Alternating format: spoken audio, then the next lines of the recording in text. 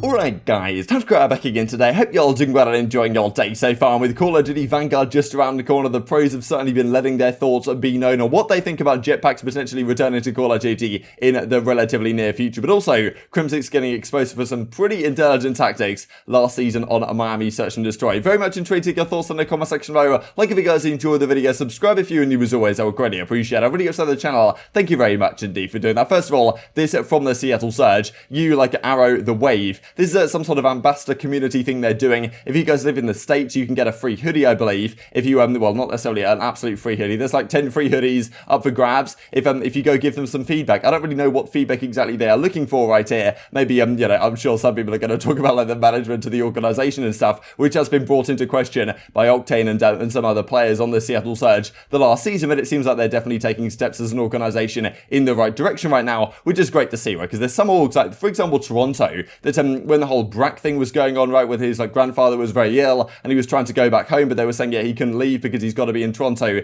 if he even wants to play. And like I think Classic and Loony even went through somewhat similar things. Like Toronto is being brought into, you know, very much, well, hot water, let's just say. And over the last several months or so, putting together the roster that they have, turning around their socials and what content they're producing, that's been a great step in the right direction. Los Angeles Guerrilla seem to be doing a similar thing, right, with the content they're bringing in, also actually building what seems to be a very competitive roster, and Seattle Surge as well also taking steps. So good to see some of these organizations moving upwards. Maybe Paris Legional will start doing the same thing this year. So this was going on yesterday if you guys missed it live on twitch.tv/GG Breaking Point, but we did an episode of the Breaking Point podcast as we do pretty much every single Tuesday, and this is the first ever well, special episode that we actually did with a couple of the guys from the Los Angeles Guerrillas. So we talked to Asim, talked to Gunless. It was honestly a great show. I'm pretty sure by the time this video goes out, it should be live on the Breaking Point YouTube channel. So if you guys want to check out the entire thing, feel free to do that. A few interesting things were said though, especially this one. I was kind of asking the question, we were discussing like different well, habits that some of the players have in terms of how they play in the game, like how they hold the controller, how close they sit to the monitor, like how they sit in their chair when they're playing, this type of stuff. And Gunless was talking about, they like, you need to get relatively close to the screen to actually see anything, especially on a map like Red Star, for example. Talking about how a Moscow Search and Destroy or Moscow Hardpoint, for example, like in order to see anyone in the buzz, you had to use like get the mill stop on and make sure you've got your aiming thing on affected so you can see much more zoomed in. And then easyMac is talking about what Crimsix was up to this season apparently on Miami to well give Dallas Empire an advantage in their matchups. You try playing like what's Red Star with your monitor all the way pushed back on your desk. Like, I'm not seeing anything. Like I'm guessing like at this point. Street.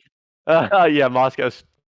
Oh my God, playing on what was it? Independent and what was the other one? It was Independent and just Affected. Was it just normal? Affected. Oh yeah, I played Affected literally pretty much for the whole like year, and like I got the Moscow Street Hill. I said, "Yo, boys, he might be in bus.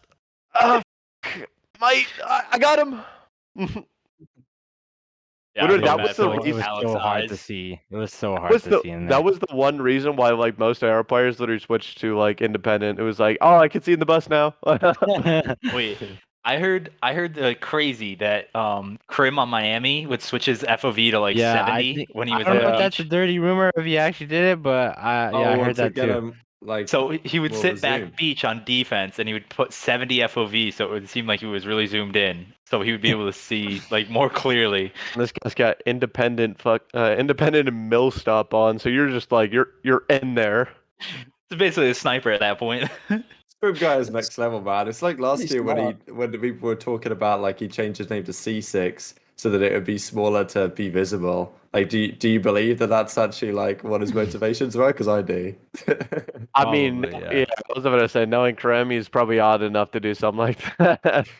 So this was something that actually slipped through the cracks back in July. As Round 11 Stats points out right here, in Stage 4, Crim had the most kills, most first bloods, and the highest KD on Empire. Crim also went 33-8 in opening duels and 80% win rate. Pretty outrageous stuff. Like, these stats at the time were just ridiculous, especially in Search and Destroy. Like, kills per round were the highest, KD was the highest, first blood rate was the highest. Like, this guy was absolutely out of control. What was he doing in Search and Destroy to be so good? Part of it was just being really, really good at Express, of course, that he played, of course, way back in the day in Black Ops 2. But part of it may have been this that he tweeted out at the time. 60 field of view on Miami, you simply cannot mess with me. That's what Austin was talking about right there, easyMac and Asim, and that they both heard similar rumors. The Crimsix was changing his field of view on Miami to make sure he could see, like, he could see further distances effectively with the very long sight lens that they have, actually giving himself an advantage in some of those particular gunfights. gunfights. This was confirmed by Envy, well, not really by Envy, it was confirmed in the game, but they tweeted it out way back in, October now. Field of View slider available on all platforms here in Call of Duty Black Ops COD. Well, of course, that is pretty cool. You can see in this image, as you can see right here, like they actually do it on Miami. This is what a 60 field of view looks like. This is what 120 field of view looks like. And of course, most players would play on something like 90 or something in that ballpark. But apparently, he would turn his field of view down to, well, very low, like pretty much 60 is what he's saying in that tweet. easyMac was saying like about 70. But regardless of what it was, this effectively zooms you in. Like, of course, like, well, bigger field of view is theoretically better because it means you can see more, and therefore, like,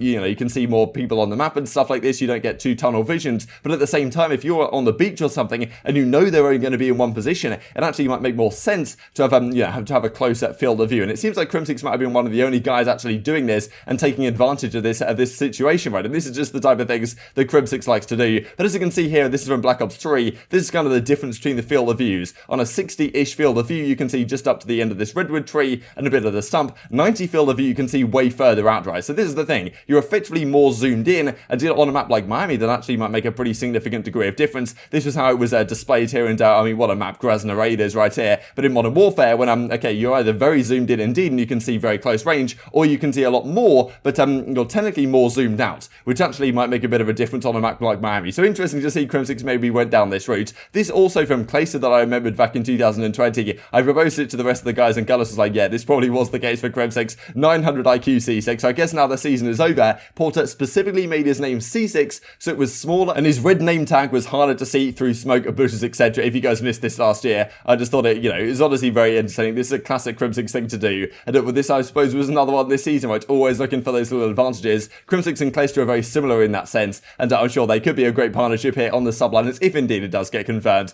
any time soon. This then from LIG, you have to win a chal for 100k, pick the game, pick the map, pick the weapon. I'd probably go Black Ops 3, maybe Stronghold, Search and Destroy 1v1, a bit of a weird map for it, and then like, I don't know, give us a Man of War or something, give that a go. But anyway, a lot of people have been talking about Black Ops 3 and potentially return to Jetpacks at some point in the future. We of course looked at this yesterday when John made this pretty ridiculous Teddy Rex snipe that Crone tweets out last night. Of course, looking at Black Ops 3 and the wall running, it's just beautiful to reminisce about this type of stuff, and we don't know whether at some point in the future it may well be returning. There's certainly mixed thoughts about this though, because there was a clip from Zoomer that came out just yesterday where he was discussing like the return to Jetpacks really, or like at least Black Ops 3 as a game in general, and saying that actually is very much overrated compared to a game like like Advanced Warfare, for example, that he particularly likes. The wall running, like, he didn't really like it, and I mean, Jetpacks, he did enjoy them in Advanced Warfare, but not necessarily convinced Black Ops 3 was actually the game to actually particularly enjoy. Bro, AW's up there on my list. I have AW over Black Ops 3, and people be losing full when I say that, but I don't give a AW is way more exciting than Black Ops 3. It was way better. Black Ops 3 was fugazi, bro. The wall running was absolutely fugazi, and Specialist. Specialist in Black Ops 3 and wall running ruined it for me. I didn't like it. I don't like wall running in Specialist.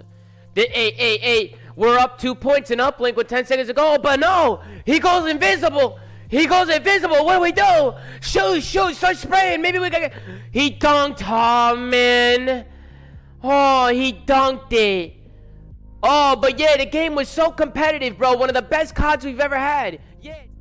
You know what I'm saying? Black Ops 4, Black Ops 3, most overrated CODs of all time, bro. I'm sorry, man. It's So I know this isn't fully on screen for you guys, but well, this came out on the Reddit as well. There was a clip that was kind of going on about why wall running isn't so competitive. You can do all this like slow wall running type stuff right here. This first clip I thought especially was absolutely ridiculous. I mean, look at this stuff. This is you could well argue, I think that it is a fair point that on the competitive level, at the very like top tier of professional play, and also like some ridiculous Search and Destroy stars, the type of stuff that you could do in this title, it was it probably could be, well, a good argument could well be made that at the very top tier, like wall running did make things a little bit too ridiculous. In public matches and like kind of low tier, casual, competitive type stuff, wall running I thought was absolutely fantastic. But I mean, look at this type of stuff. You could argue this is maybe a little bit too strong. At the same time, not everyone could do this, right? Not everyone has the ability of movement that this guy clearly has, and some of the pro players had as well. And yeah, that's what makes this game special, you could argue. This is what Prestinni has to say in reply. I don't know, man. I think it takes more skill to be able to do stuff like this. That was my favorite part. It's not just snaking head glitches over and over, not not just anyone can do all the jetpack stuff, anyone can sit there and snake up and down on a head glitch. Not everyone can do stuff like this. So I thought a really interesting take, to be honest. Of course, as Octane says here, jetpacks were the best thing we've had for COD viewership, or the best thing we've ever had for COD viewership, and they don't get the respect that they deserve. So maybe Octane wants the return as well. Whether it will happen, I don't really know what's going on. Of course, we know, as long as the Warzone integration remains, we imagine that the regular COD game is going to be played on whatever the Warzone COD is going to be played on. At the same time, though, like, you got to think that there are ebbs and flows in this type of stuff. They went to jetpacks for a reason when kind of Titanfall was coming out and all this type of stuff was going on at the same time. It could well be argued that, you know, if we go back in a similar trend and a similar trajectory, that, well, jetpacks will inevitably return at some point in the future.